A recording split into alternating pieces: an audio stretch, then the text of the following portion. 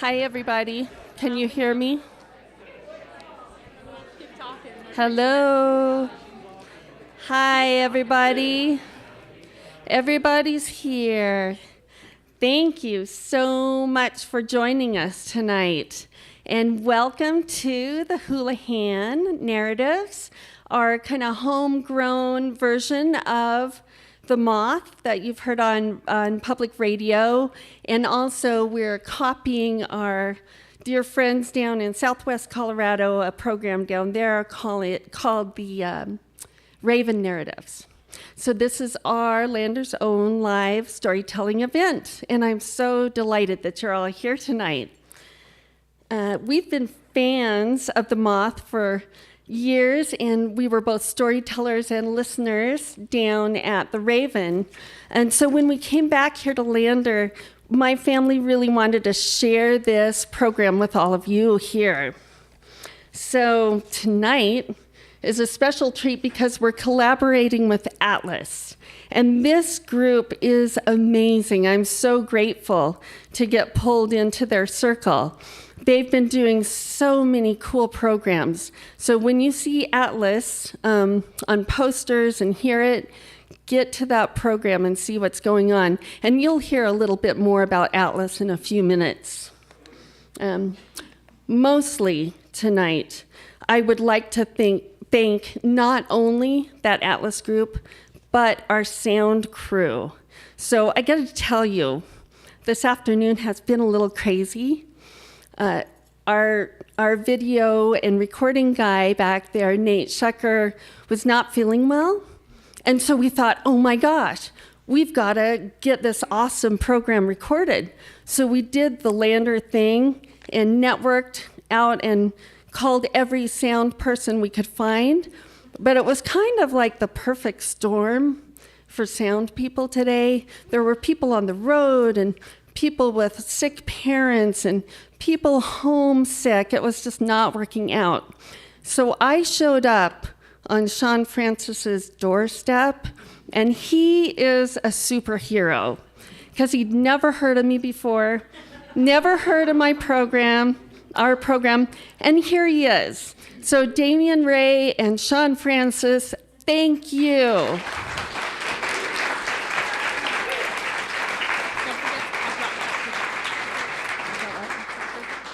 Yep. So my name is Amy Skinner, and I'm here with my daughter Sarah, and she's part of the Houlihan team along with May Ratz, Chris Hampton, and Hannah Skinner. And we chose the name, the Houlihan Narratives, to honor and celebrate our Western heritage, to honor that same climbing culture. And mostly, we just love the image of a rope kind of floating out over our community and pulling us in just a little bit closer. Bill Yankee is here somewhere.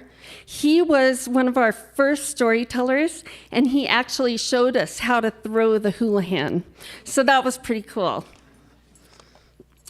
It's my belief that stories connect us.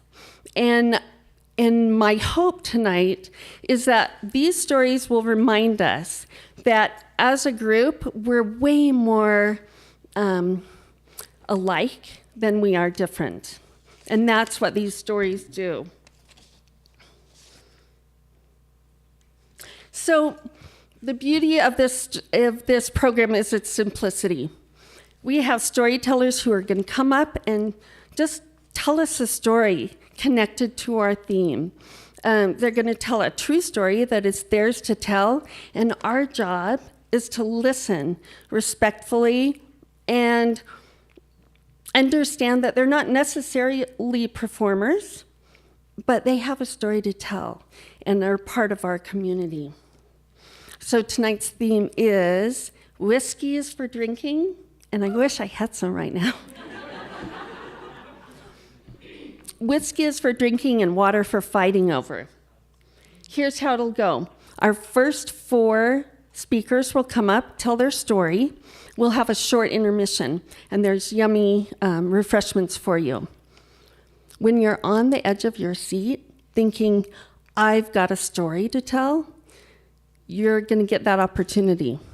So back in the back corner is a little Cracker Jack box. You can put your name in that box. Brian's got it back there. Put your name in that box, and we're going to pull one lucky winner out of there, and you get to tell a 4-minute story. I think that's it. Oh, one more thing. Bathrooms are up the stairs, and when we're all done here, we would love it if you hung out, had some refreshments, and stacked chairs. At this point, I'd like to introduce Kelsey to kind of give us a little more information about why we're here tonight. Thank you all so much. Thanks, Kelsey.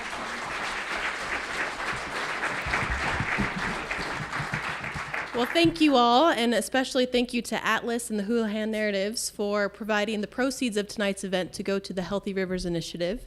I will talk about that at the closing of tonight. But just as a quick introduction, I just want to remind everybody that tonight's event is sponsored by Atlander Arts and Sciences, better known as Atlas. And Atlas was founded in 2011, and its mission is to connect the community through science and arts. And Atlas is a program of the Lander Arts Center, and it's guided by a diverse group of organizations here in our community.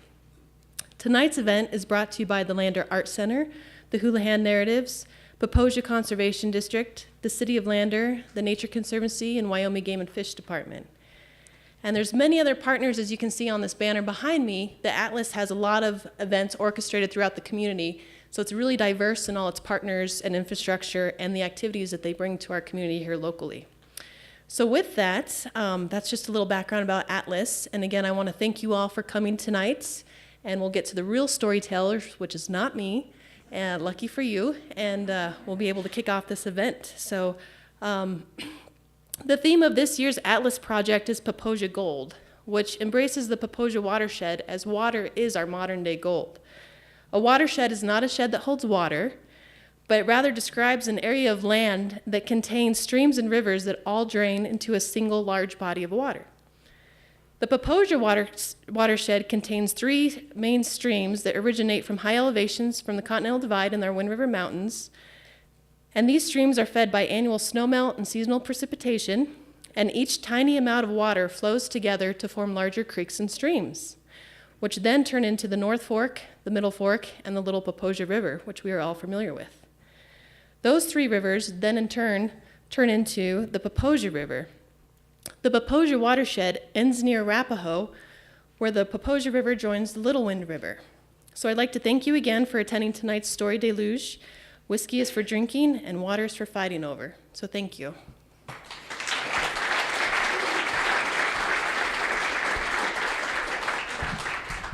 That's better. All right, our first storyteller tonight is Del McOmie. Del has lived in Lander all of his life, and his mother was born in Lander. His grandfather was mayor of Lander the year Del was born, 1935. His long family history in the area served by the Middle Fork and the Popo Agie River is filled with great memories of how it served our community and provided recreation opportunities as he was growing up. Del worked for YDOT for 39 plus years before retiring in the spring of 1995. The river was a very important issue during his tenure as mayor from 1975 to 1987, and later serving in the Wyoming State Legislature. He voted to provide funding for water development accounts that would be used to protect Wyoming's rivers and streams. His last term as mayor, he worked with several other groups to create the Healthy Rivers Project, which provided best practice use for the waters in the 3 Popo Agie rivers flowing out of the mountains and through our valley. He would like to share with you stories of the Middle Fork River that flows through Lander. Here he is.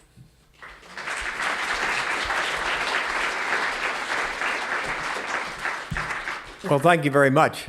First off, I'd like to say now these are my memories of my childhood, and then as I grew up and progressed, and how the river has changed and what's happened to the river over the years. When I was really small, we swam in the river, right where where the retaining wall is, where the walking path down by the mill. the river went in there and formed big pools of water. It was meandered all through town. We never had the real violent flood issues that we have had in recent years. And we swam there, and we played there, and we'd jump off the top of that. What really, when we were kids, seemed like a long way to go, maybe 20 feet something, and jump into the river. That's how deep the pond was. But one day we found out there was a big flat rock farther down where we never jumped. So that was one of the things that I learned when I was growing up. Well, what a lot of people don't understand also is that we also had an outdoor swimming pool. And the little creek that runs down through by the tennis courts and things now, that actually flowed in and filled up the outdoor swimming pool. It was piped back there, and it was raw river water. And that's what we swam in. We swam in, but the river was that pure, that clean. I'm sure sometimes we got sick, but it was really cold, folks. And we'd wait till the sun was up pretty good, but it just was really cold because it was a raw river water. But we really enjoyed it. We had a great time. We learned how to swim, go underwater and all this kind of stuff. But the cold water sometimes would really start to cramp you up, so you had to be very, very careful of that. And as the sun, 3 or 4 days, it'd start to warm up a little bit more and a little bit more and a little bit more. And then they felt they'd need to change the water out because you know what happens when you're in that real cold water. So they drain it, and then they refill it, and we'd start this cycle all over again, and it was really cold. So we spent a lot of time swimming in the river. It seemed like the river was warmer than the swimming pool. And it was a great swimming pool. It had an area about, I'd say 2/3 of this room was for a little shallow area for the little kids, wading ponds and things like that. And then it went down, the deep end was 10 feet. And went from about 3 feet to 10 feet on a slope like that. Had diving boards and high towers and all types of things like that. It was a great thing, and it went for years and years. And finally one time somebody said, well, maybe we should put some chlorine in it. So they added some chlorine, and they built a little house there, and they built it in the ground, and then they built a warming hut over the top of it. And then they started adding chlorine to it a little bit. So that was, I guess, something that was great and needed to be done. And a few years later, somebody said, well, why don't we try and heat it? So in that same area, they put in heaters and stuff so it would recirculate and go back through. So it became a lot better as I got older. But we still would rather swim in the river. It's a lot more fun to swim in the river. And what a lot of people don't know about the river also is that where the First Street is where First Street, the south side of First, or what would it be? First Street's going up this way. It'd be the west side of First Street. There was ice ponds, and there was ice ponds on the left side of what is now First Street, South First, and there was ice ponds on the north side or the west side of it. And we get the ice skate on some of those, and then they cut ice. And they had this big building, and they stored it in there, and they covered it with sawdust. And the trains would come in, and they'd load the trains with that ice, and that's how they refrigerated, because they didn't have refrigeration back in those days for hauling their produce and things like that. So we'd get in there. We weren't supposed to be in there, but we'd sneak in and play in there, and then we'd get in all kinds of trouble because that's what kids do. But it was a great time, and the big saws, they had these big saws that were real deep, and they'd cut in there, and they'd throw all kinds of ice chunks, and they'd cut out these big slabs. They looked like, they were probably this wide, maybe 3.5, 4 feet long, and about 1.5 feet or 2 feet wide. And that's what and then they'd pick them out, pull them out of there with big old hooks. They'd hook them out, and then take them, slide them across, and put them up and things like that. And those are all the things that I got to, growing up here in Lander, got to see and take part in. And also there was another ice pond. And most people don't realize it, but down here where 6th Street dead ends on the Amaretti, that was the Farlow ice ponds. There was ice ponds there. And there's that big concrete building over there. That was a locker, a freezer. And they built those, and that's where they didn't have freezers like for in our house. So Pogues built that one. And both of those, one on that end of town and one on this end of town, the vacant lot at 2nd and Sweetwater up there. was another great big concrete building where we stored our meats and stuff.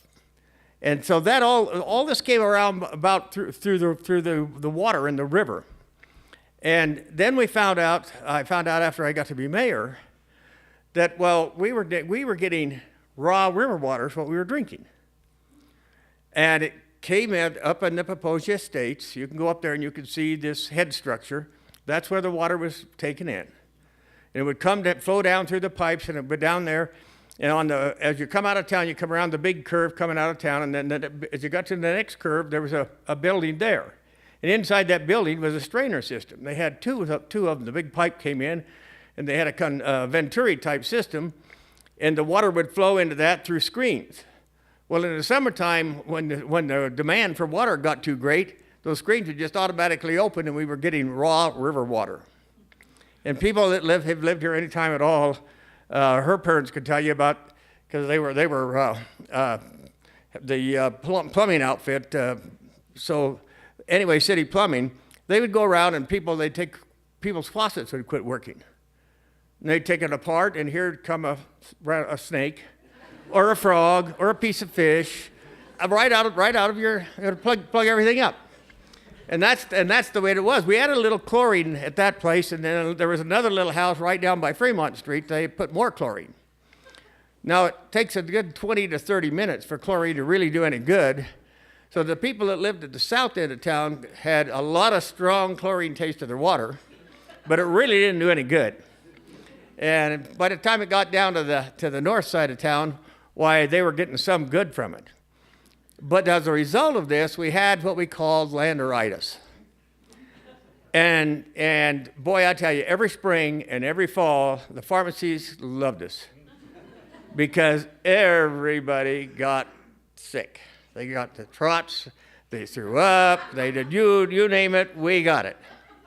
And it was quite the time. So when I was first elected mayor, I decided we needed to do something about it. As a matter of fact, I ran. My theme when I ran was we need to do something about Landers' pasteurized water. We get it after it's come through everybody's pasture.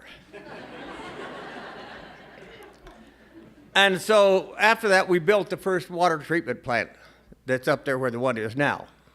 The newer one sets back. The original one sits in the first part of the building. They now use it for storage and they do various things like that. But that was quite the thing. And then we moved the head structure for that clear up above Sawmill. So all we were getting was the water that came out of the rise of the sinks. We weren't getting all the debris and all of the dirtiest water that came down the Sawmill Canyon there. Well, when they redid it, the Fed said, we're not going to help you pay for that if you don't move the head structure down. So now it's caused a problem for us because we get all this dirty water. But in about 1962 or 64, I can't remember. Some of these people here probably have a better memory about that than I do. We had a big flood lander. And it washed out the head structure of Dick Creek. Came down to Fremont Street, went out, did all kinds of damage. The streets weren't paved. They were gravel streets. Got washed out around some of the pipes were buried, left big trenches. Did all kinds of damage. People on Main Street were opening up their back doors and letting them run out the front door of their stores. That was there. Well, after that was over, the Corps of Engineers came in and decided that we needed to get the water through Lander, so they straightened it out. So that's where you have all the velocities that we have now with our water that come down through town, and it's caused all kinds of problems for us. Because in the last few years, we have some areas where the floor of the river has actually degraded 3 to 5 feet. And it's starting to expose pipes, water and sewer pipes that were buried under the river because it's eaten the bottom of the bed of the river out. So that's one of the things that we're looking at with our Healthy Rivers projects. That's why one of the things we got involved. We never had to worry where we had to put signs up and tell kids, you don't get in the river because of the E. coli problems and all of the other things that we have. So we've got to go back and try and bring us back to when I was a kid and we could swim in the river without worrying about it. We could fill up swimming pools. We could do all kinds of different things and survive. And I'm here as proof of that. I'm 83 years old and I'm still kicking. So that's a great thing. But we have a lot of good people in Lander, and I just hope, I'm sorry you kids didn't get a chance to enjoy some of the things that I got to do, because I learned how to ice skate on ice ponds that they cut open and all types of different things. But thank you very much.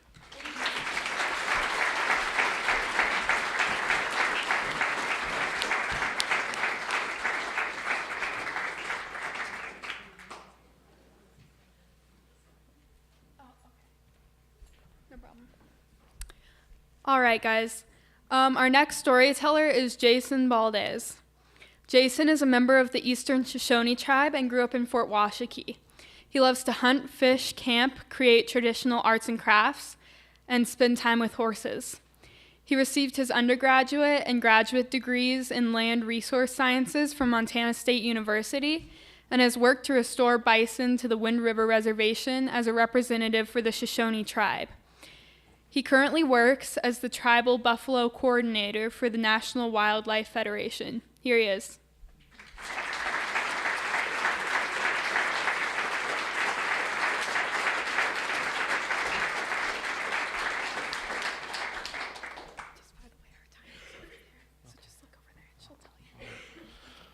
Good evening. Zama Miboshanga, Nazan Nislangat. I'm happy to be here with you guys this evening, and I'm going to tell you a story about water. Usually for me, water's for drinking and whiskey's for fighting, but I've learned that water is really life. I used to spend some time with my father growing up. He was a wildlife biologist, and as long as I got good grades, I'd be able to go out with him and go into the mountains. This reservation and the tribes here were the first tribe before any state, and 26 years before the Federal Wilderness Act, to open up a wilderness roadless area.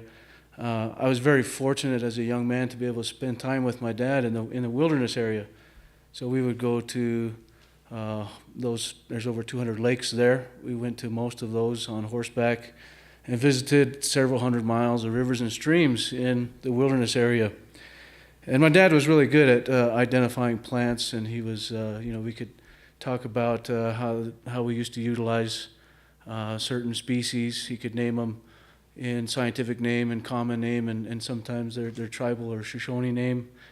And so I really looked up to my dad for the work that he did. I envied his position as a biologist and getting to visit many of those places, fishing, catching native trout in many of those lakes and rivers. As we got older, and as he got older, when he finally retired, I always figured, how am I going to get paid to do that kind of work, And so he was very influential in some of the wildlife and fisheries management on the reservation. Growing up, I didn't go to understand a lot of the issues that he was dealing with until later in life, I think. It was only 40 years ago that Native American people could practice our ceremonies like sweats and Sundance. Well, I'm 40 years old, and so being able to be cognizant of a return to some of those belief systems and belief ways and practice ceremonies has been a way of dealing with life's struggles. And so, many people until Standing Rock didn't hear what water is life is. In Shoshone, that's Ba Nanashunte. In Lakota, it's Miniwachoni. In Arapaho, it's Hinati Nech. And so, water is life is something that is philosophically connected to our ceremonies. If you've ever gone 3 or 4 days without water, you'll learn to appreciate it pretty quickly. And that is the basis for ceremony, is sacrifice, self-sacrifice. That water is the lifeblood of every living thing on this planet, including the little critters, all the way up to the four-leggeds and the birds and the ones that swim. So, my dad had fought for those things as a wildlife biologist, as a federal employee, was tasked with assisting tribes in managing fisheries and wildlife resources. And what I didn't understand with his dream job of how difficult it was until later in life when, he came home with ulcers and struggled with his job as a federal employee for what he was fighting for, and that was water. One day I remember being a little kid, traveling with him to work, and I wondered what we were up to, because we were approaching the Wind River, and there were lots of cars there, and I was probably about 10 or 11 years old. And news stations, lots of TV cameras. What it was the only year that the tribes implemented in-stream flow. And so the tribes had dedicated an amount of water to remain in the Wind River to benefit the fishery. And so that happened in 1991. I was the little kid who dumped the bucket of minnows into the river, not realizing what a significant what a significant impact that was for this region, for the tribes, and for what we were actually trying to do as caretakers of that water, of the fish, those critters that depend upon that system. And so I often think about that moment being a time when I put minnows into an empty river, because that was the only time that in-stream flow occurred. Even today, after the months through July and August, the Wind River dries up. It's taken 100% for agriculture, for sugar beets, for alfalfa, to the detriment of that fish.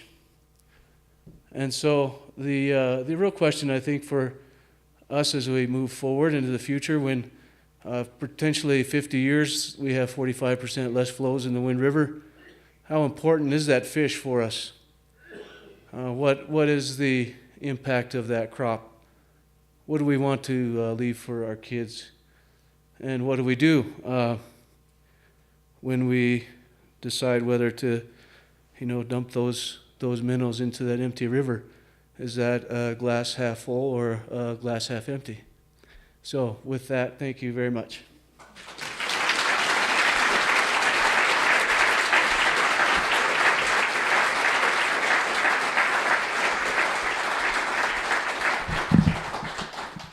I'm shorter. All right, our third storyteller is Lynn McRann. Her roots are deep in Lander, even though she was born and raised in Powell. Mike, her husband, and her moved to Lander in 1979 to take over the plumbing business. They kind of fell into the business and never fell out. Here she is.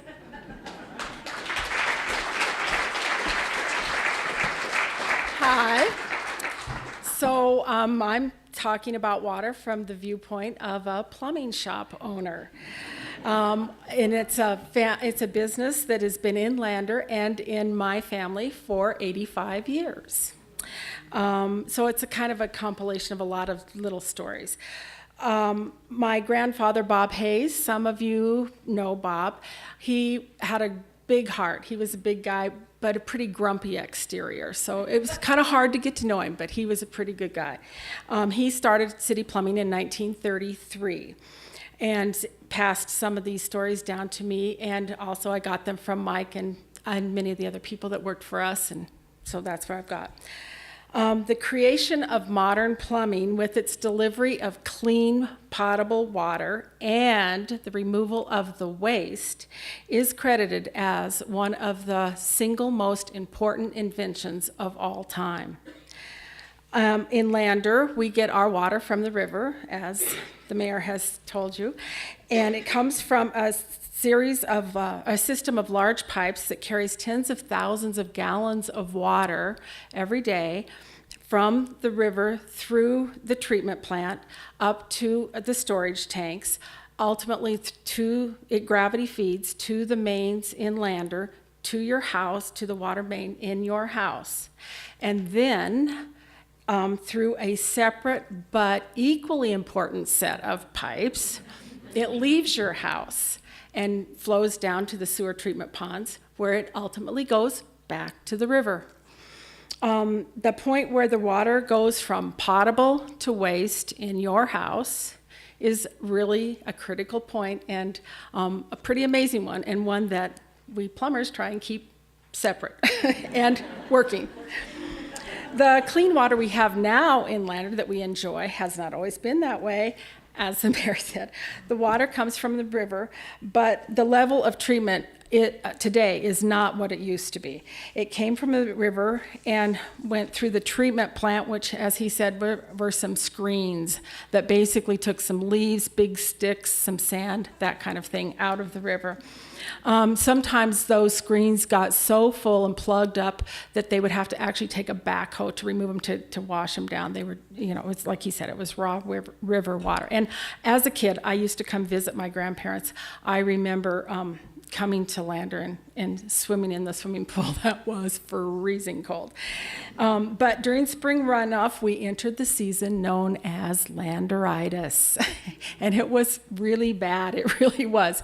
My brother-in-law, I talked to him, and he grew up here, and he said, they'd be outside playing in the gutter, and the water in the gutter water, and then his mom would call and say, come on in, you got to come in and take a bath. And it's like, why? What's the point? The water in the gutter is no worse than the water in the bathtub. It was really bad. It was the river color.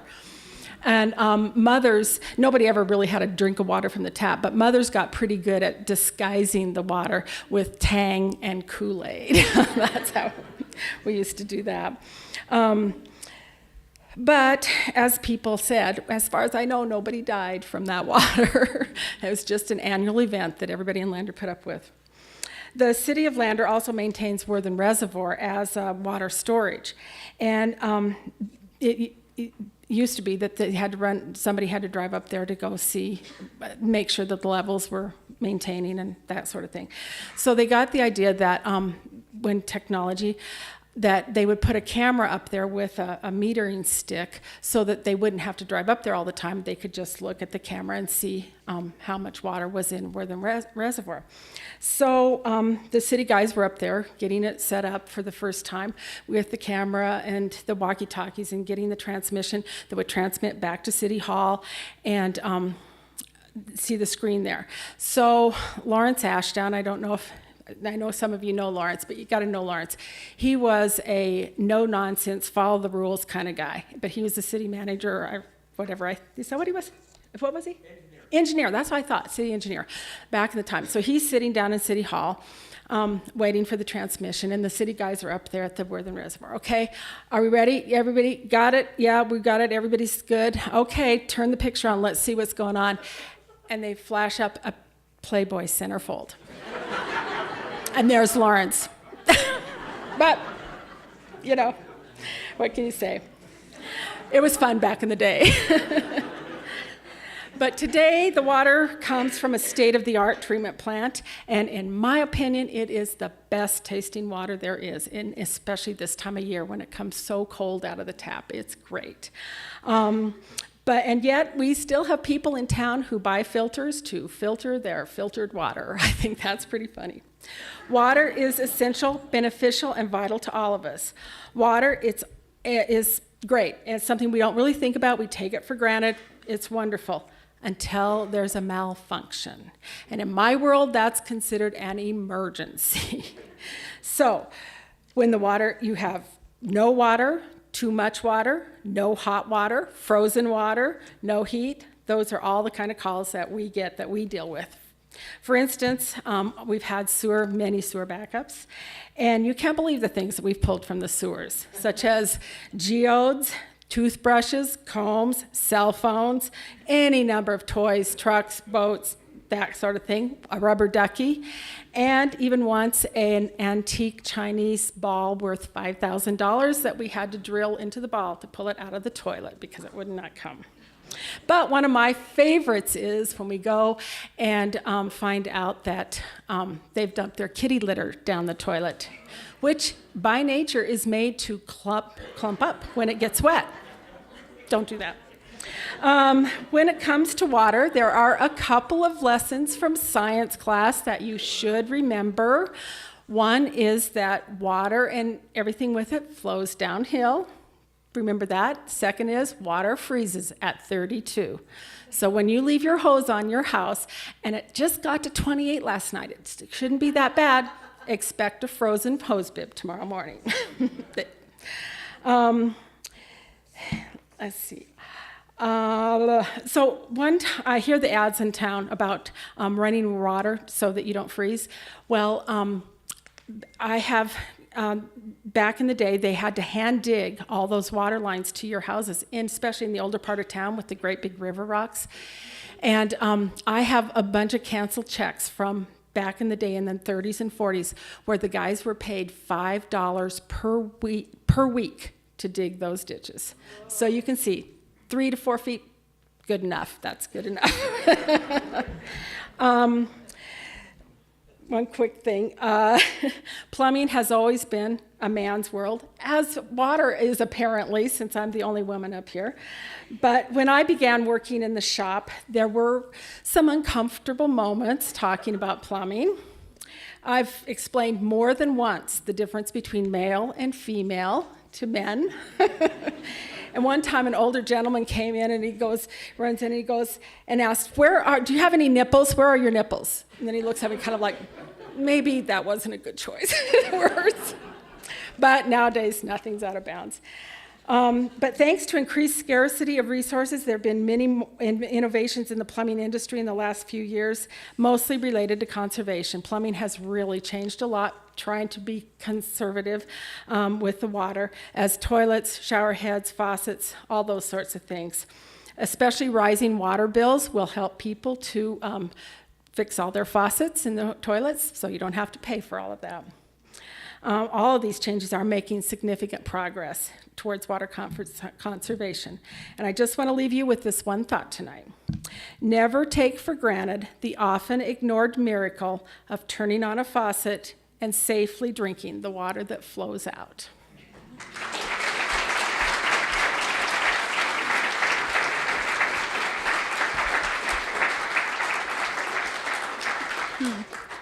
Sorry you're the only lady, but at least it's also run by ladies, so you're not completely alone. All right, our next storyteller is Rob Hellyer. Rob is a Wyoming songwriter and fly fishing guide based in Thermopolis. He was raised in Lander and appreciates people and rivers and the good times that happen when those two come together. Here he is.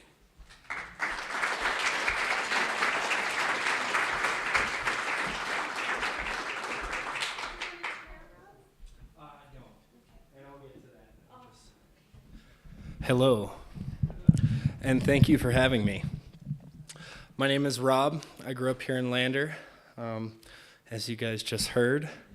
I currently live over in Thermopolis, Wyoming, and I get to guide fishing trips over there and row boats down the river for a living, which I'm super lucky to be able to do and grateful for. And every time I think that I might want to do something else, I'm like, yeah, right. But I've lived in Thermopolis now a little over 7 years. I'm coming into my 8th year guiding for Wind River Canyon whitewater and fly fishing. They're a tribal-owned and operated company. They're in Wind River Canyon, located in Thermopolis, and I'm really grateful for the time that I get to spend out there and the things that I've gotten to learn. The thing about rowing boats every day and meeting new people and potentially trying to show them a good time every day is you kind of see people at their best. And I think it kind of took me a little while to realize that every person that I was going to be meeting had basically been waiting their whole year to come to this one part of Wyoming to be on our river system and experience the fishing and the sunshine and the animals and the sounds and the smells and all the cool things that you get from being outside on a Wyoming summer day. And I think that once I realized that, that was the one day everybody'd been looking forward to their whole year, it became really easy for me to want to spend that day with people every day for a work day. I used to cook before that. I cooked here in Lander, at the Cowfish and a few other places in the Northwest and around town. And so I also get to use that skill when I go out, make somebody lunch and they're like hanging out on the river and they're like, "This is amazing. That was a good sandwich, Rob." And then they throw it in the river and you're like, anyway. But I've met some of the coolest people, and there are a lot of funny stories. And I kind of think sometimes river time is kind of like Las Vegas.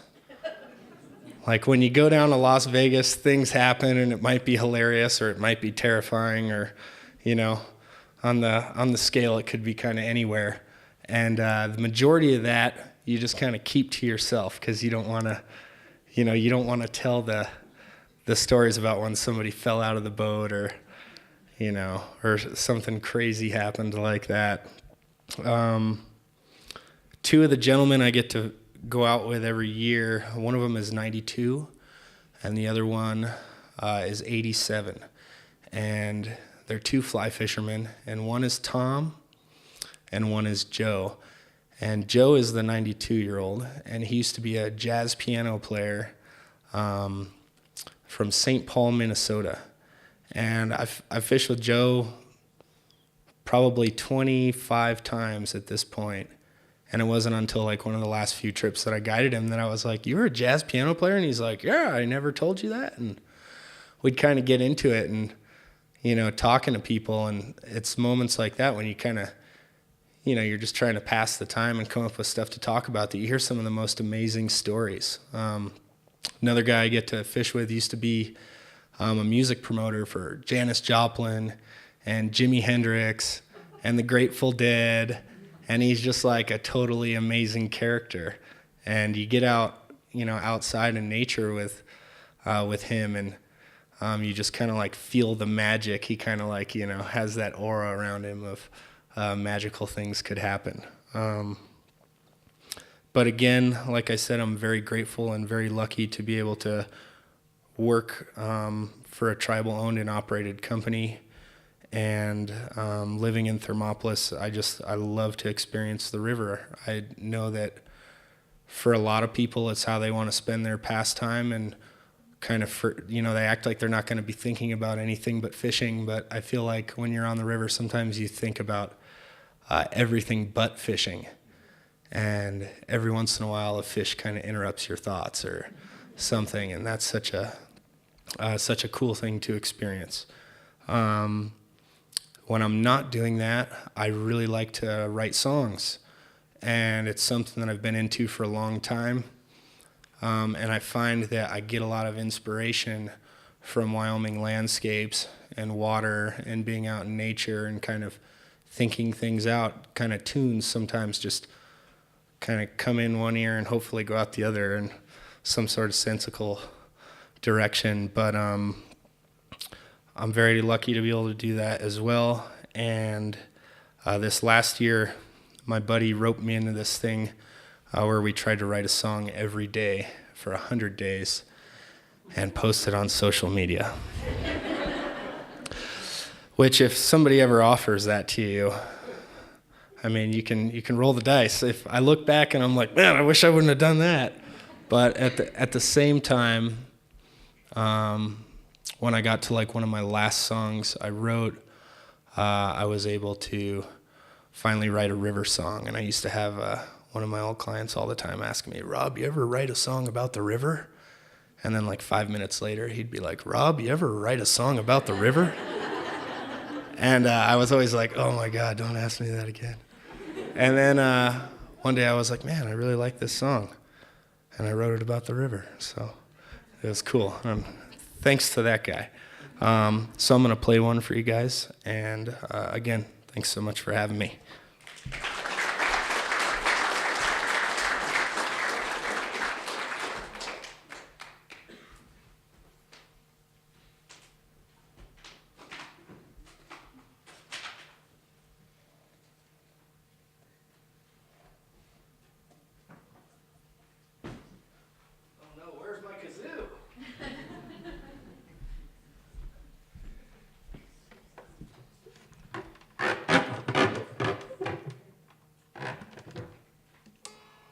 How does one of these things work?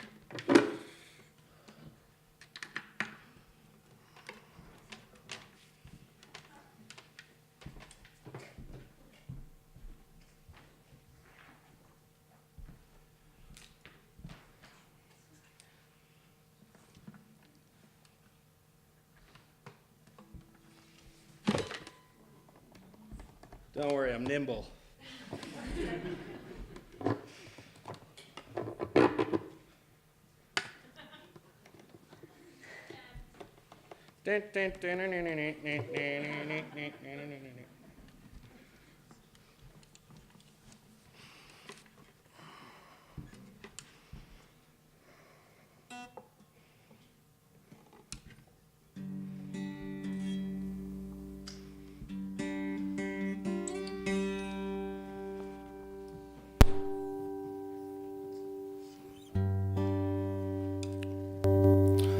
So I got to be part of this Wyoming singer-songwriter competition that happened this last year.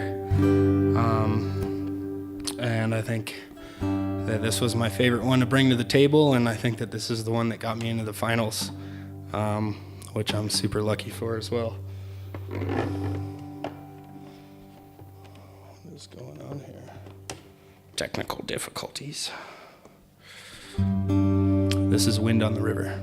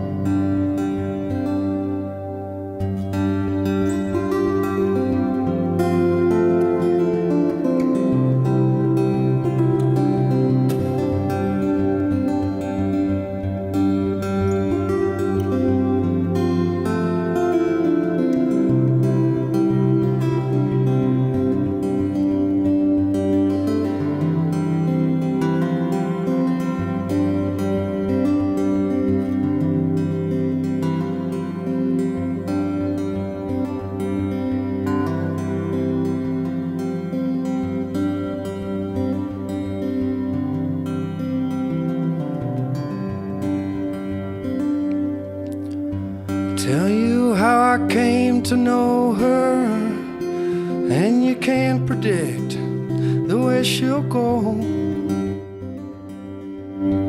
And she's running to the Northlands, then east and south she'll head down low.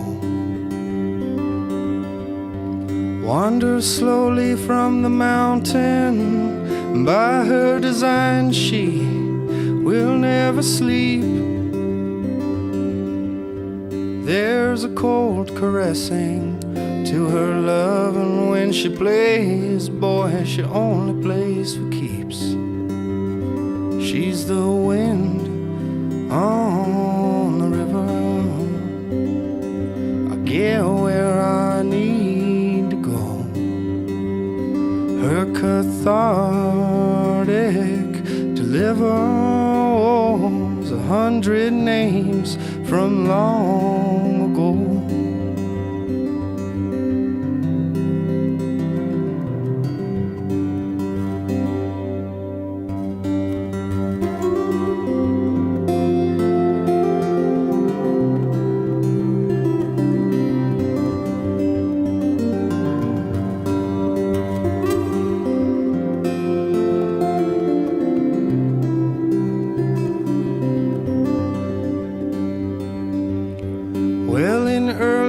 1800 came the named man, Francois Larocque.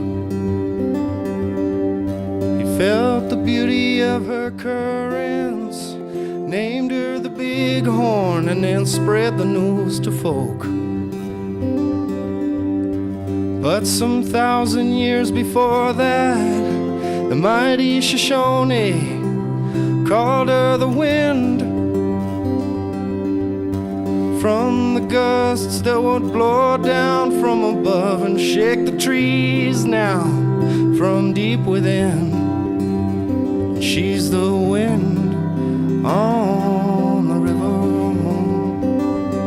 I'll get where I need to go. Her cathartic delivers 100 names from long ago. It's 100 names from long ago. It's 100 names from long ago.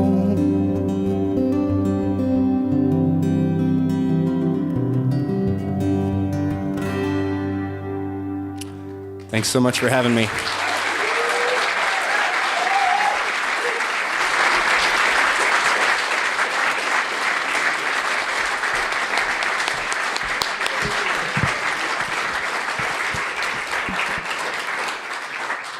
Thanks, Rob. Hey, we're going to have a really quick intermission, so get up and stretch and grab a drink, and we'll be right back with 3 more great storytellers. Thank you.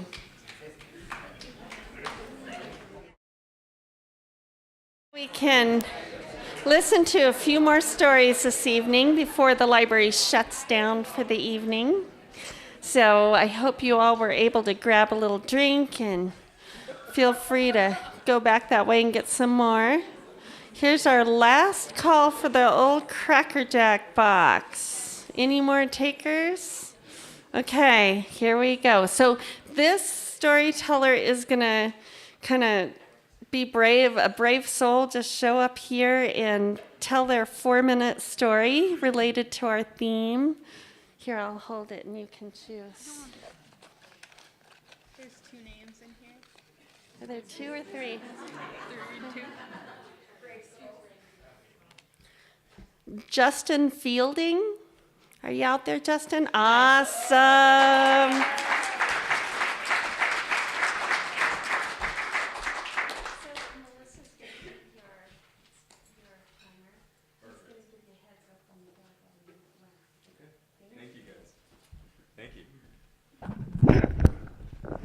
Kind of funny because I was thinking, oh man, I got a story. I'm really inspired by everybody. First of all, thank you for putting this on. I just found out about this yesterday, and I had the privilege to go to a lot of moth shows at points in my life. So I completely agree with you, the beauty of telling stories.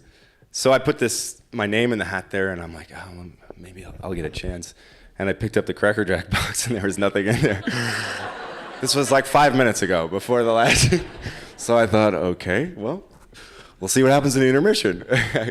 Anyway, when I think about water and fighting, I think about a fight that I had personally with water. Not bottled water or plumbing water. I'm a big fan. But ever since I was about 5 or 6 years old, I grew up in Long Island, New York, and we went to the beach, which on the north shore of Long Island is very rocky. And the water's dark and it's not clear, it's cold. And I remember I had this incident where I was in the water about up to my ankles because I was afraid of the water. And I took a step and I felt this stinging sensation on the bottom of my foot, and I screamed like a screaming maniac. My little sister was there yelling at me, and I ran out of the water, and it turned out that I stepped on a horseshoe crab. And so for the rest of my life, I was done with water. And fast forward to, I graduate college, I'm about 22 years old, and I get this job in Deerfield Beach, Florida, which is somewhere between Fort Lauderdale and West Palm Beach, if you're not familiar. And I'm kind of new in the area, and I'm not from Florida, and I don't know a lot of people. And somebody asked me if I wanted to take this scuba diving class with them. And I said, no. I have no interest in water. In order of how much I don't like the water, oceans number 1, lakes number 2, streams, maybe put a foot in, a toe.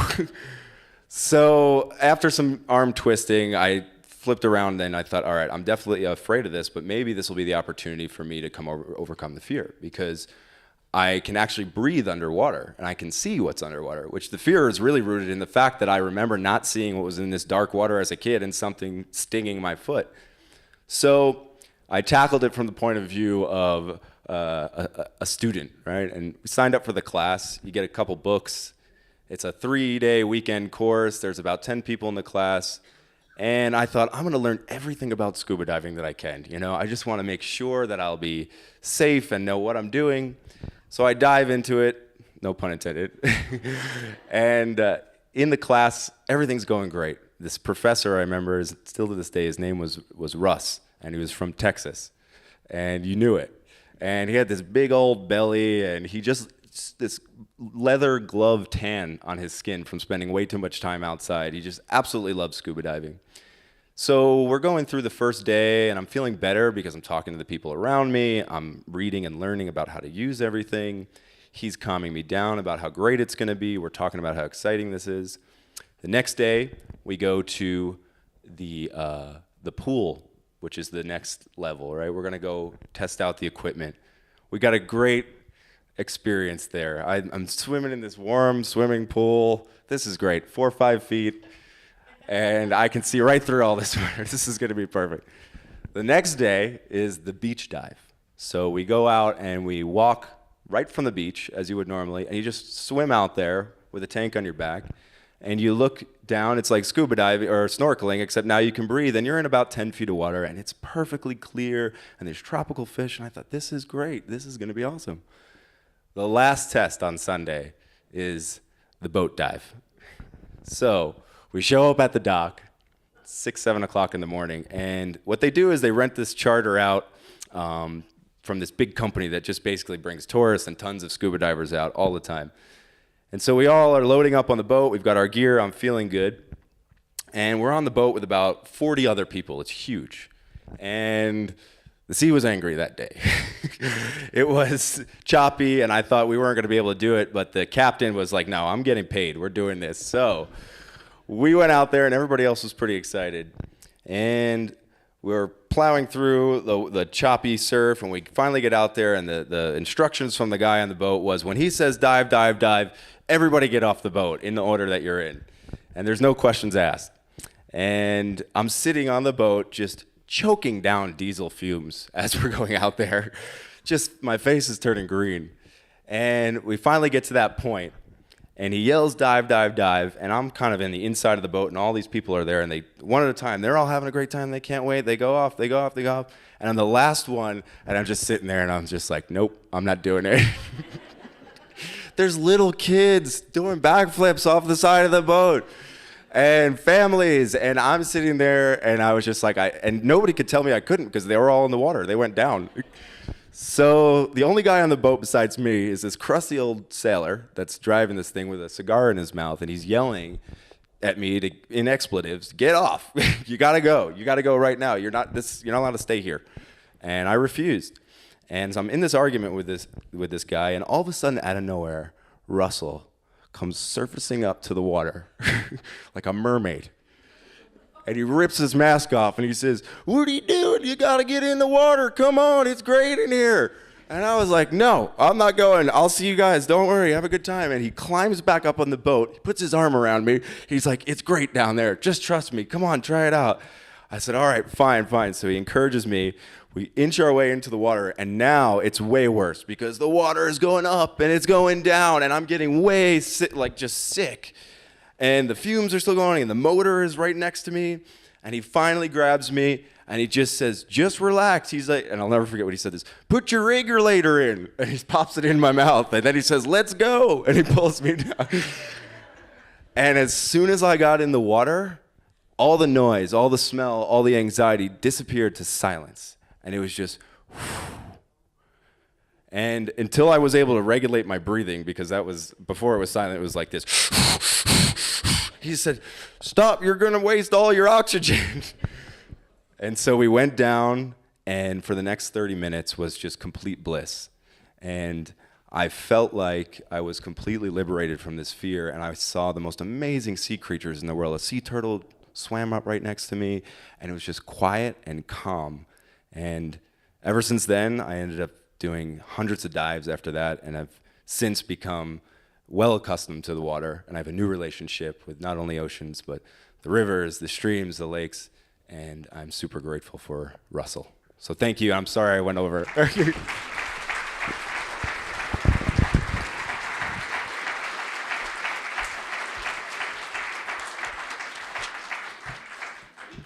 Thanks, Justin. Our next storyteller is Mike Dabich. That's why I'm standing on my toes. I'm not going to bother putting this mic down lower. Mike is a man of a multitude of interests. Whether fishing at his cabin at Louis Lake as a child or playing basketball around the world in his early 20s, he has always gathered information on his surroundings to use in his crafts and his stories. A builder of houses, rifles, guitars, boats, boxes, and more, Mike loves the process of creating. Every stage of his life has offered inspiration, and now his grandsons Eli and Holt can really reap the benefits of his life experiences in his epic stories. Let's welcome Mike Dabich.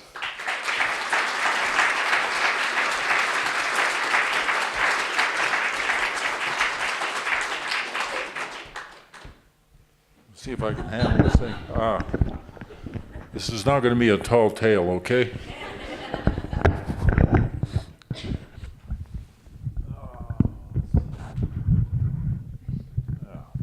Good enough, I think. When I was in the 6th grade in Lander, we had the old Southside School over here, and I had the good fortune to have a science teacher by the name of Tom Bell. And maybe there's some people in this room that would remember him. And it was one of the best experiences of my life. He was more than a teacher. To many of you who knew him, he was also a coach.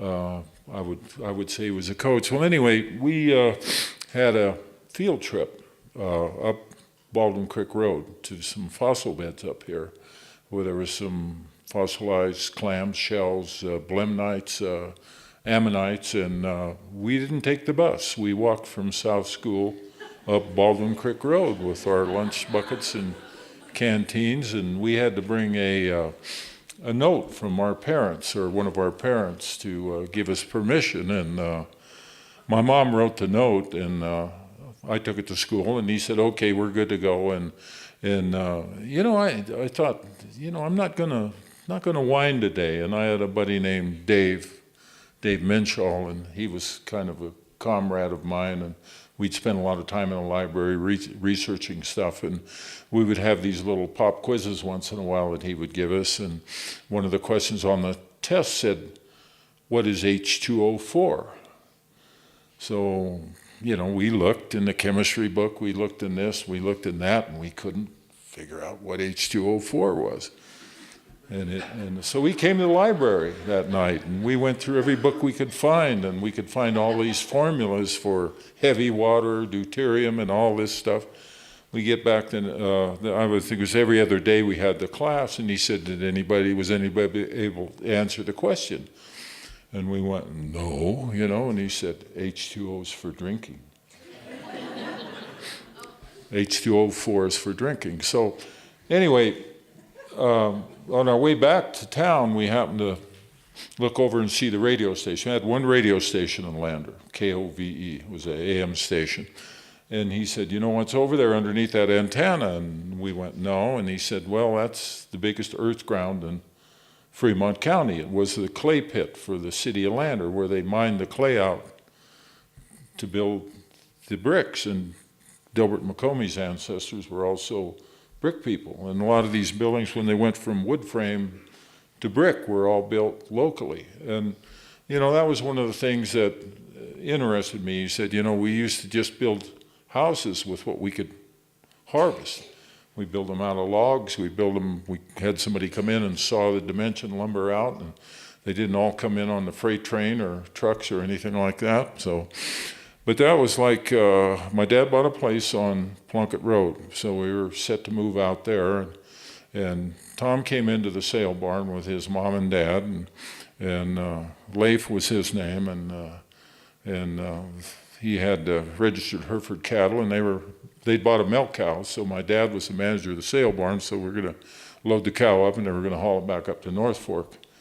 And Tom always said there was better water for making whiskey on North Fork than there was on the Middle Fork.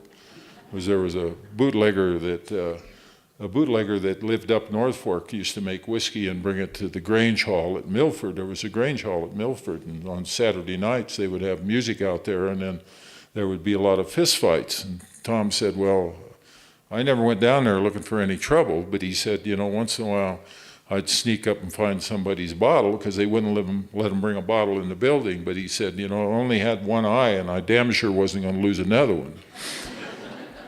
He said there were some pretty rough customers that would come in there. But anyway, he came into the sale barn, and my dad says, well, he went and got the cow, and they loaded it up. And he said, well, what are you doing? Anyway, asked me what I was doing. And I said, well, I'm working. I'm cleaning the pens out. I've got to clean the pens out. And he said, I got another field trip planned. You want to go? And I said, well, where are we going? He said, we're going to go up to Middle Fork. He said, we're going to go up where the diversion is, for where the power plant was, and we're going to work our way back down to town, because some of the ranchers are having beaver trouble. He said they're starting to plug up head gates and infiltration gallery that Delbert was talking about for the city of Lander, and it would overflow, and then we get that water, and then everybody gets sick. And if you didn't boil the water, and Lynn was saying, well, it was Kool-Aid. Kool-Aid would disguise a lot of it. And I can remember swimming in the pool like the rest of the kids did, it was, and then it would finally get to the point where it would be brown, and then it would clear up a little bit, and then it would start getting it another color, and then they'd drain it again about the time it warmed up. And so you're better off to go to the river. But I was always kind of tall, so I had to look for a deep spot if I was going to do much diving. But I can remember the ice ponds, Pogue's ice ponds, and the guys cutting ice out of there, and it was. We go down there and play hockey. We didn't have hockey sticks, but we had brooms and shoe polish cans wrapped with friction tape, and that's how we played hockey on Pogue's ice ponds. But that was our recreation, and okay, I got it. Anyway, we spent some time, a lot of time fishing, and Tom Bell showed me how to catch trout with my bare hands, which were pretty good-sized hands even when I was a kid. And he said, you have to think about something. A fish never closes his eyes. He said their eyes are always open. He said they spent their whole life in motion just to stay alive. And he said, we need to take care of this water, and we need to take care of this planet. And he said, right now I'm teaching school, but he said, that's going to be my mission in life. He said, when I'm done teaching school, he said, I'm going to start being an advocate for nature and water and the climate, and when you think about it now, a lot of the things he said, he took a lot of flack from people, and he started High Country News. But I see Jasmine tonight. She worked for Tom Bell. They were a team. He was more than just a publisher. He was a coach. And I remember sometimes they couldn't get the edition out, and he's not here tonight, but I want to give credit to Bill Sniffen. Bill Sniffen would fire up the press and print the paper. And there were a lot of people. I got to play on the High Country News volleyball team. We weren't what you'd call real diehard competitive, but boy, we were fuzzy. We played fuzzy volleyball. We were all happy just to be there. So those are all good memories, and I'll never forget him, because he, to me, he was just a special guy. And if you never had the opportunity to meet him, then I wish you would have. I wish everybody in this room could have met him. But I want to thank you for having me here. Mark Hogan was the guy that called me and said, would I be willing to tell a story? And I'm really grateful to be here, and I want to thank you. Thank you, Amy.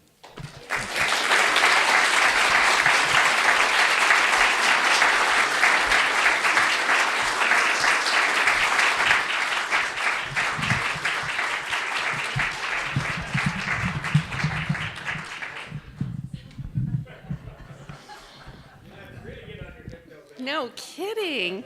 Thank you so much, Mike. Our next storyteller is Rob Hellyer.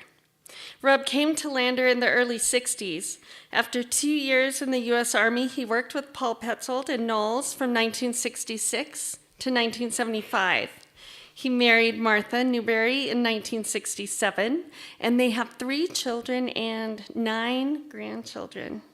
In 1972, they moved to Lyons Valley, where they have operated a small sawmill, been in the outfitting business, and raised cattle that winter in the Lander area and summer on South Pass. Let's welcome Rob. Thank you.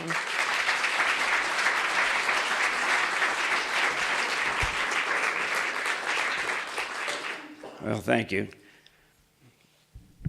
My first job was real job, was for Paul Petzold in 1966, and he promised me a job, and I took him up on it in February. And, my first home was up there at the rise of the sinks. That the building had belonged to Pacific Power, and I don't know, probably Dell would know when they stopped making power up there, but anyhow, and Paul and his wife at the time, Dorothy Petzold, they were social friends with a lot of people in the community, and one of their friends was Tom Hubbard. He was the head of Pacific Power. And Paul told him that building would make an awfully good office for Knowles. And the school hadn't really operated as a nonprofit for a full year, and so they couldn't give it to the nonprofit, but they gave it to the city, and the city turned around and leased it back to Knowles for $1 a month. And they had the school, and they had the building up there till around 71 or so, and moved to town. So I lived there, and I lived in the little house next door too. We called it the White House. And so my first job up there was fixing the roof in the power plant. The Pacific Power had knocked a hole in the roof and lifted the turbines out. And we wanted to use the building for a warehouse and storage. So I don't think I realized, well, I know I didn't realize at the time really what a sort of unique building it was and what it had done and was capable of doing. Living up there, I saw the diversion and understood how that worked, kind of, but I didn't really hit me. And the next year, I guess it was that first time I was there. In the middle of the night one time, there was a huge roar. It sounded like a freight train coming by. And the house is only about maybe 100 feet from the center line of the highway there. And just on the other side is the overflow. And talk about the power of the river.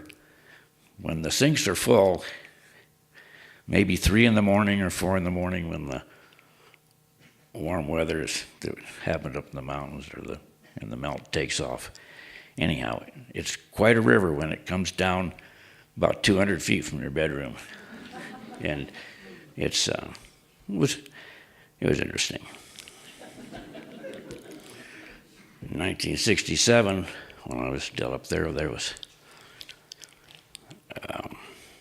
he hired a gal that I knew her first name, but I really didn't know her last name. She came up there, and she worked there for about a month, and we got married.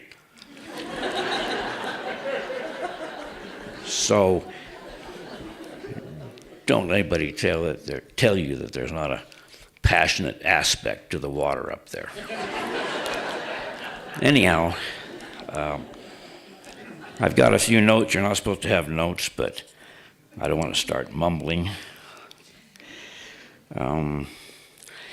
After that time up there in the sinks, we moved, well, before we moved actually, in the next 5 or 6 years, outfitting and stuff with the school, we really did get to know the Wind Rivers. And actually we learned them from the top down, you know, going along the divide and all the different places and put it together. The drainages they're pretty terrific. The Bull Lake drainage is something all unto itself, but you don't really realize it because when you're driving down the highway, you don't drive over 3 different drainages, you only drive over one. So all the other North Fork and the South Fork, they come in up in the mountains. But it is got to be one of the great drainages of North America. The Little Wind is terrific. And of course the Popo Agie one, which is my home, we got to know pretty well. And we make a living in it. 1972, we had the opportunity to get a little place out in Lyons Valley, and we didn't know squat about a lot of things, especially irrigation. All we knew was there was a river down below the house and a ditch somewhere up above. Never really occurred to me where the ditch came from or how long it was or anything about it. But it didn't take long, and we had a really good neighbor there. And he lined us out, and Martha was a good irrigator. She still is.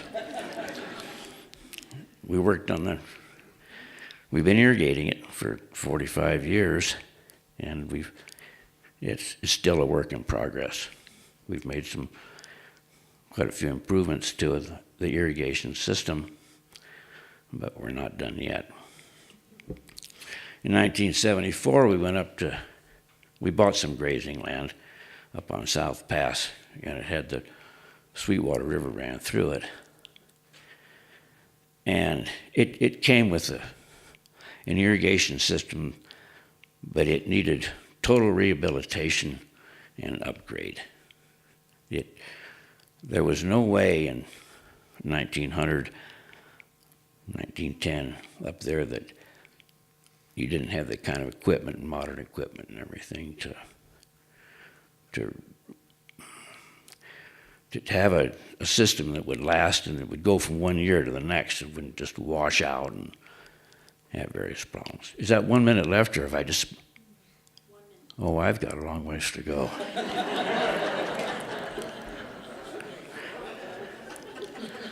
I'm going to have to jump.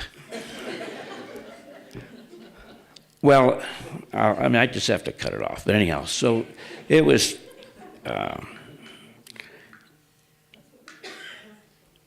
So we got the water going with modern machinery, and we smoothed it out and reseeded a bunch of it, and the place just jumped.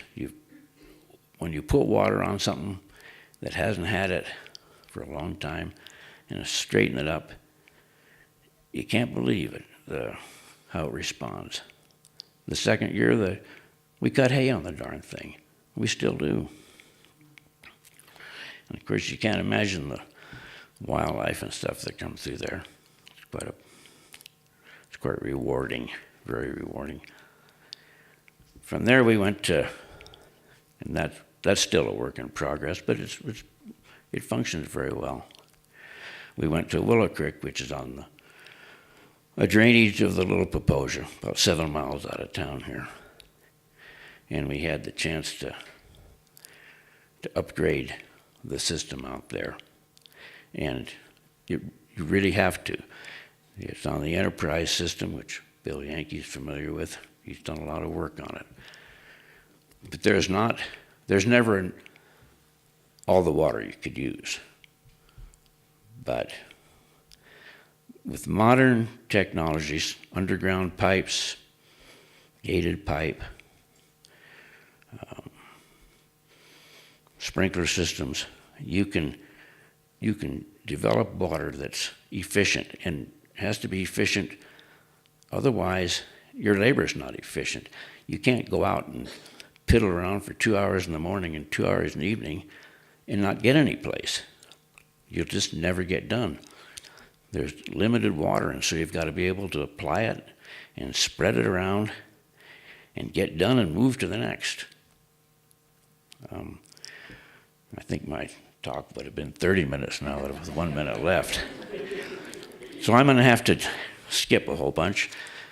I'm just going to jump back to yesterday when I was reading the thing. It said you have to have a beginning, a middle, which I've just shortened, and the end. So for the end, yesterday I drove back up to the sinks. And about 4 in the afternoon, I didn't see any dogs or anything.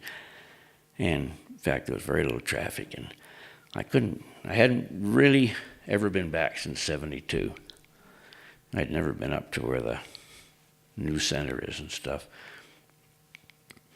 I walked up and looked at that and looked down in the sinks, and then I went up and looked at the diversion. So simple. And when I look at it, I realize it's just what I've been doing for the last 40 years, is trying to have a simple diversion that works and a system that is really slick and efficient. And when you look at that one up there, they took the water that was going underground and made something out of it. Pretty nice. And that's what we've tried to do. I met a nice family that lives there in the house, and they invited me around. Went down and looked at the power plant. It's still there. And it's, I'm all done? Right. So, my wife's helping me. So, I did want to say a couple of things. That first off, that when we were at South Pass to begin with, we got to work with the people from the Popo Agie Conservation District, Roy Buckmeyer and George Norris in particular. And they really, really straightened us out. And they really knew what they were talking about. And they really helped us. And we did some other major projects up there on the mountain, solar wells and stuff like that, corking on the river. And that was Mark Hogan. He has the ability to really get things done economically. And my wife wanted me to be sure and mention that. So the irrigation we do now, it is a family affair. She irrigates in the Lions Valley, and I irrigate on South Pass, and my son and his helpers are out on Willow Creek, and we like it. It's enjoyable, rewarding business. So thank you very much.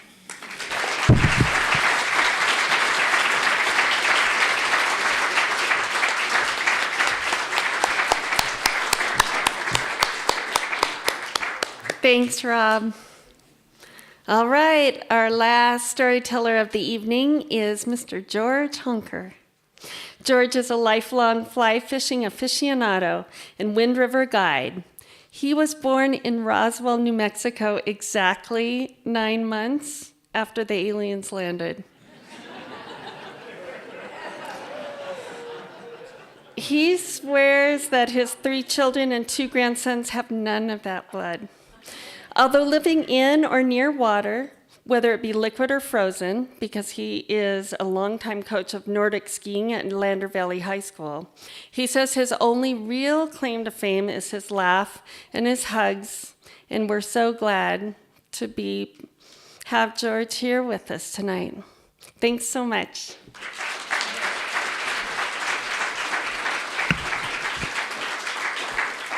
It's nice to see so many familiar faces out there, and it does make me a little bit nervous, but fortunately, I have a single-track mind. we'll see how it goes. I am reminded, however, as a prelude to this, about how fortunate most of us have been living in this area, living around water, being able to irrigate the land, being able to be in our high wind rivers, and in my case, catch the fish all over the Wind River Range. So with that in mind, I will talk to you briefly about fly fishing, indoctrination in my family. So in the late 70s, my wife Paula and I bought a small irrigated farm in Crowheart, Wyoming, right on the slopes of the Wind River Range on one side, and in the shadow of Crowheart Butte on the other. And just like Rob and Martha, we didn't know anything, but we learned how to irrigate, and we started raising sheep. And then pretty soon, as these sort of things happen, some children started coming along, you know, and yes, they were ours. And then it became obvious to me that we were going to start taking them in the mountains, and we were trying to figure out how to do that and how to go fishing with them. And I still remember the pictures of the little one in the backpack kissing the fish as I put it up to her mouth. So as they got older and older, we did more adventurous things. And one of the more fun stories of our children growing up is about the goats that we had. We had 3 pack goats. We decided that, you know, that was the way to get a family into the mountains. And when the kids were about 6, 8, and 10, Hank, the youngest, Molly, the middle one, and Louisa, the oldest, we got these goats and they raised them bottle fed. So they followed you around, and as goats are, they're kind of into trouble all the time. Well, the second year, the goats were a full year old. We decided it was time to take the goats in the mountains for a trip, also a time to do a longer trip with the children. And of course, I was always chasing the world famous golden trout. I'd heard of this place out of Green River Lakes that had golden trout, and I wanted to check it out. So we trained the goats a little bit. We'd taken them on walks with a halter on. We'd put on the pack saddles. We hadn't, however, put the full panniers on for them to carry weight. But we figured, well, you know, it's kind of a break-in cruise. We'll try it out. Anyhow, the place we were going was out of Green River Lakes. And if you think about where Crowheart is in relationship to the range, there's really no easy way to get to Green River Lakes except the Union Pass Road. Well, the Union Pass Road is a long dirt road, and then it connects in with the Green River Lakes Road, and that is a long dirt road. At the time, we had an old 69 Chevy Carryall. It had 2 seats, bench seats, and a big back end. So we loaded it up, all the kids, Paula and myself, 3 goats, pack saddles, etc. Okay, I don't know how long this takes, but, you know, goats are goats, and by not too long, there was plenty of urine and fecal matter all over the back of the bomb. But we did get to Green River Lakes. We pack up the goats, and we start going around the lake. We weren't too ambitious that day, but we had 2 white goats called Sonnens. Sonnens are just plain lazy. So after about a mile, the Sonnens started laying down, and the little kids, they were pulling them along. Anyhow, we make it about 3 miles pulling the goats, and we get to a nice campsite up above the lake. The kids are happy. The goats seem to be happy now that they aren't burdened with their big packs. And we set up camp. Everything's fine. That night, it starts to rain. Well, one thing you need to know about goats is they do not like water. So the goats tried to crawl into the tent with everybody. Paul and I get up in the middle of the night, put a big fly up in the trees, and the goats are happy after that. Okay. So the next morning, beautiful day, no rain. 3 minutes left. Okay, I better zoom along. We're going along, and Louisa, the oldest, is leading one goat, and she's crossing water with it, and bang, the goat hits her in the back, and she falls over. And she's not very talkative, but she gets up like this. So I say, doesn't look good. Tell Paula, I think she broke her arm.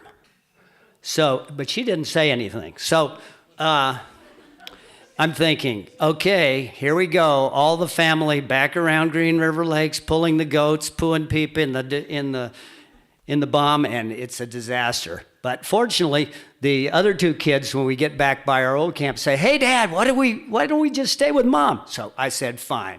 So off Louisa and I trekked to Pinedale, down the long Green River Lakes road, bump, bump, bump, very few shocks. I know she's hurting. I've given her a whole half of a Tylenol because she's a tiny girl. You know, I read the bottle. We get to Pinedale. I call 911 because I didn't know where the doctor was. I didn't even know if they had one. Police escort us to the clinic. And Dr. Williams comes in and he says, "My, it looks like we have a little girl with a hurt arm." He x-rays it, sure enough, it's broken. He says, "What color cast would you like?" And she says, "Rainbow." So she gets a rainbow cast. And he says, "I know you. You're going to try to get back in there tonight, aren't you?" I said, "Yep." He says, "Do me a favor. If that thing swells, you'll be back seeing me tomorrow. So stay at the roadhead. Don't go back in." So we go back up the Green River Lakes Road, bump, bump, bump. She's hurting pretty bad. What I didn't tell you is, he says, "I know you also. You didn't give her very much Tylenol, did you?" "No, I gave her a half." He says, "You could have given her at least 2. Anyhow, so Green River Lakes Road head, it's about to rain. So we stay in the bomb that night, pee and poop smell. The next morning, off we are, beautiful day. And we come into camp, we smell the morning smoke from the fire, breakfast is cooking. Louisa holds her casts up like this, her brothers and sisters go. And we have a wonderful time.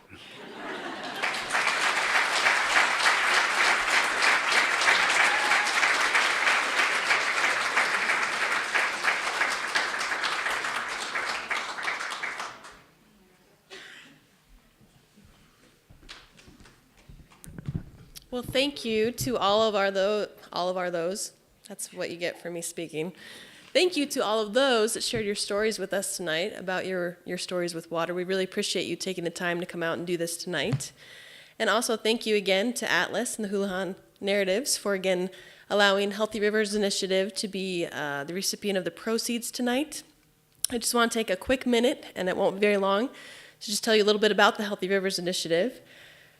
The mission is to bring folks to the table to facilitate a strategic, stakeholder-driven initiative that ensures the vitality of the Popo Agie River by improving our water quality and quantity for the biological health of the river so that it better supports domestic, agricultural, recreation, fish, and wildlife uses.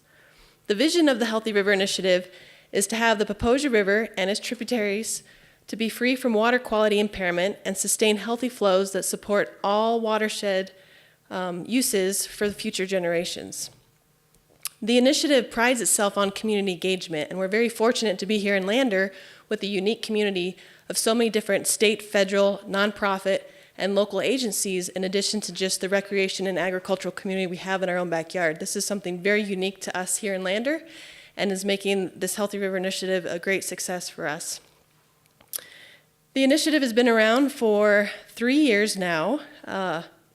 We've included multiple stakeholders, and we're always looking for folks to be at the table and provide conversation. We have members from the agricultural community, irrigators, fish and wildlife enthusiasts, recreators, the county, city, and the public in general, and we welcome everyone to be involved. The power of this initiative is really in bringing together all these various stakeholders to be at the same table and have these conversations about our water resources. We know we're not getting more water. We know it's coming off faster and more furious, it feels like, these last few years. And we need to be smarter and wiser about how we use it together.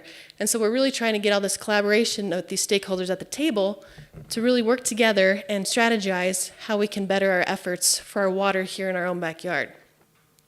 Just like Popo Agie Gold, water is our modern gold, so we need to take care of our resource today to ensure that we have it for the future. So again, our goal with the Healthy River Initiative is just to work smarter together and provide solutions for our watershed challenges that will benefit future generations to come. So proceeds from tonight will go to this initiative to continue our efforts of outreach and education to the community. Myself with the Conservation District and the many partners in support of the Healthy River Initiative, thank you for your continued support. And there's lots of groups here represented tonight that are a part of the Healthy River Initiative. So if you are here, if you would mind standing up to be recognized so you can see the different faces that are a part of this, I would greatly appreciate your recognition in this effort as well. So please take a minute to just stand and recognize yourselves.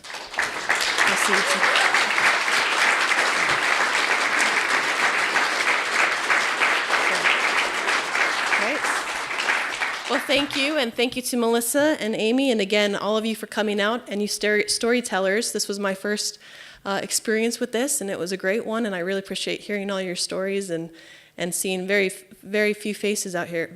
Very many. We need to wrap it up. Anyway, thank you. We appreciate it.